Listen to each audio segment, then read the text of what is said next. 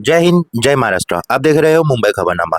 Under the strong guidance of senior leadership of Mumbai Police, including the Honorable Commissioner of Police, the Joint Commissioner Law and Order, and the Additional Commissioner of South Region, Zone 1 Mumbai ने एक बेहद खास initiative launch KIA. 25 अक्टूबर से 25 नवंबर 2025 तक Joan 1 के सभी police station Colaba, कफ अडर, marine drive, Azad Maidan, MRA मार्ग, डोंगरी और sir जेजे मार्ग में एक स्पेशल ड्राइव चलाया गया। इस ऑपरेशन में फोकस था चोरी हुआ मोबाइल फोन, बाइक और कार को ट्रैक करना और उन्हें असली ओनर तक वापस पहुंचाना।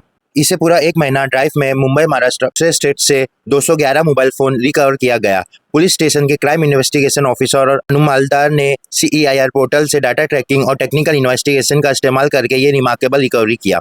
साथ ही सीक्रेट इन्फॉर्मेशन पर एक्शन लेते हुए 16 बाइक और एक कार को भी बरामद किया गया। 29 नवंबर 2025 को आजाद मैदान के प्लेना हॉल में एक special property return ceremony organise की गई, जिसमें चोरी का फोन, कार, बाइक उनके ओरिजिनल ओनर को वापस दिया गया। प्रोग्राम में टोटल 211 मोबाइल फोन, एक कार और 6 बाइक, जिनके मार्केट वैल्यू 4,24,900 के अराउंड है, जोन 1 के DCP डॉक्टर प्रवीण मुंडे के हाथों हैंड ओवर किया गया। सेरेमनी के दौरान सभी ओनर ने अपने रिकवरी आइटम देखकर खुशी जताई और मुंबई पुलिस की डेडिकेशन, टेक्निकल एक्सपर्टीज और क्विक एक्शन के लिए उन्हें दिल से धन्यवाद दिया। ये पहल एक बार फिर साबित करती है मुंबई पुलिस सिर्फ अपराध नहीं सुलझाती है, वह लोगों को विश्वास भी वापस दिलाती है।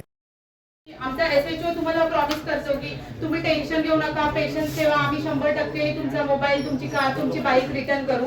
आणि आज आम्ही ते प्रॉमिस फुलफिल केलंय, प्रॉमिस पूर्ण केलंय। असं म्हणतात की ऍक्शन ही शब्दांपेक्षा जास्त प्रभावी असते आणि ती कृती आम्ही आज करतोय। परिमंडळ 1 अंतर्गत एकूण 211 मोबाईल आम्ही हस्तगत केले आहेत। 211 मोबाईल, एक कार, 6 बाईक आणि अंदाजे 40 लाखाची इतर मालमत्ता आम्ही हस्तगत केली आहे। ती मालमत्ता आज माननीय झोनवन सरांच्या हस्ते परत करण्याचा हा कार्यक्रम आहे। मी माननीय झोनवन सरांना विनंती करते की त्यांनी आपले मनोगत व्यक्त करावे।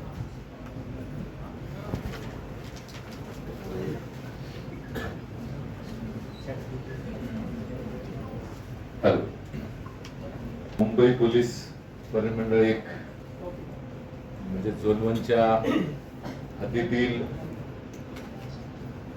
जे काही विविध प्रकारची मालमत्ता आणि त्या संदर्भाने चोरी, गहाळ झाल्याच्या तक्रारी आमच्या पोलीस स्टेशन्स मध्ये आल्या होत्या। त्या रिकव्हर करून संबंधित व्यक्तींना परत देण्याच्या या मालमत्ता हस्तांतरण कार्यक्रमामध्ये माझ्या सहमंचावर उपस्थित DCP डोंगरी श्री समीर शेख, ACP आझाद मैदान श्री कुलकर्णी, माझ्या सगळ्या पोलीस स्टेशनचे वरिष्ठ पोलीस निरीक्षक, विशेष करून डिटेक्शनचे माझे अधिकारी आणि स्टाफ आणि या कार्यक्रमात आमच्या विनंतीला मान देऊन या उपक्रमात किंवा कार्यक्रमात सहभागी झालात असे सर्व मुंबईकर बंधू भगिनी,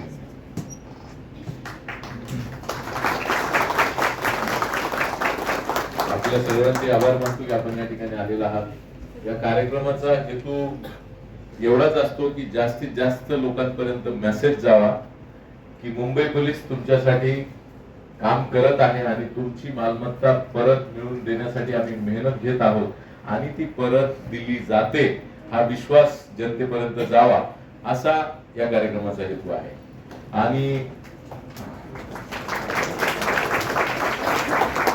तुम्हाला हे सांगू इच्छितो की याच्यामध्ये खूप मेहनत लागते, कारण मागच्या 1 महिन्यापूर्वी साधारणपणे माझ्या 7 पोलीस स्टेशनच्या 7 टीम मी UP, बिहार, राजस्थान, दिल्ली, कलकत्ता अशा पाठवून की आपल्या सगळ्या पोलीस स्टेशनची माहिती गोळा करा की आता UP मध्ये कोणत्या जिल्ह्यांमध्ये आपले किती मोबाईल आपल्याला मिळण्याची शक्यता आहे त्याची माहिती काढा। कारण एक मोबाईल आणण्यासाठी एक टीम पाठवणं हे फार कठीण काम असतं। तेवढा वेळ, तेवढी एनर्जी, तेवढा मॅन पॉवर हे देणं शक्य नसतं।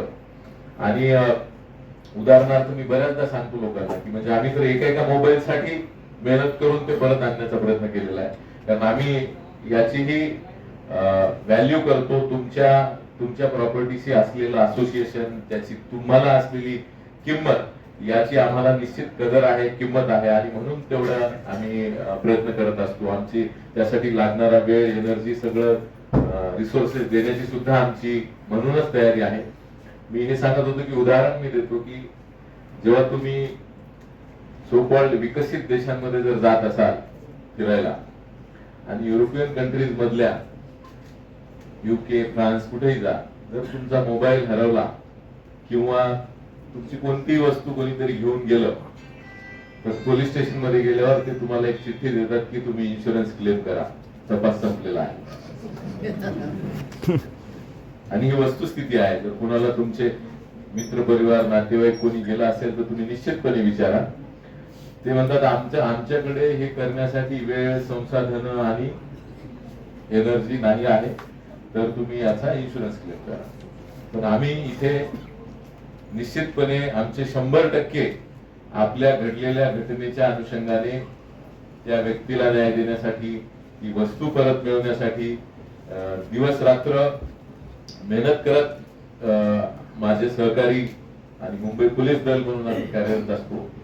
मी हेही तसंच सांगतो की पोलीस स्टेशन कधी बंद होत नाही. 24 तास आमचे पोलीस स्टेशन, आमचे अधिकारी सतत 12-12 तासाच्या ड्युट्यांनी आमच्या टीम्स लावलेल्या असतात की घटना घडली तर आम्ही लगेच 3-4 टीम बोलून घेतो, 4-5 टीम बोलून घेतो घटनेच्या याच्यानुसार.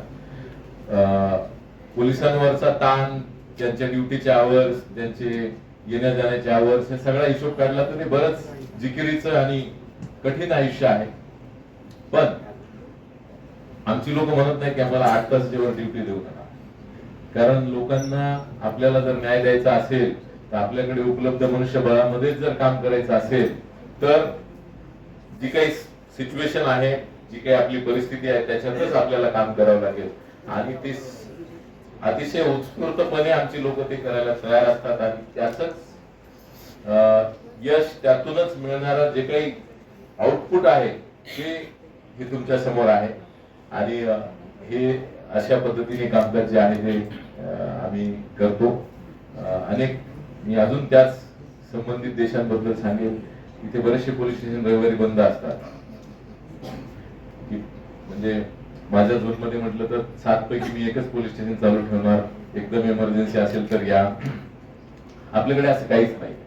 आपली सिच्युएशन, आपली पॉप्युलेशन, आपली परिस्थिती जे काही आहे त्यानुसार मला हे सांगण्याचं तात्पर्य एवढंच आहे की हे माझ्यासाठीच लागू नाही तर इतरही बरेचसे आपले जे इमर्जन्सी डिपार्टमेंट आहेत काम करणारे ते सुद्धा अशाच पद्धतीने, मग ते फायर असेल, मेडिकल सर्व्हिसेस असतील, ज्यांना 24 तास सेवा देणं बंधनकारक आहे तर ते मॅक्झिमम सेवा 24 तास देण्याचा प्रयत्न करत असतात.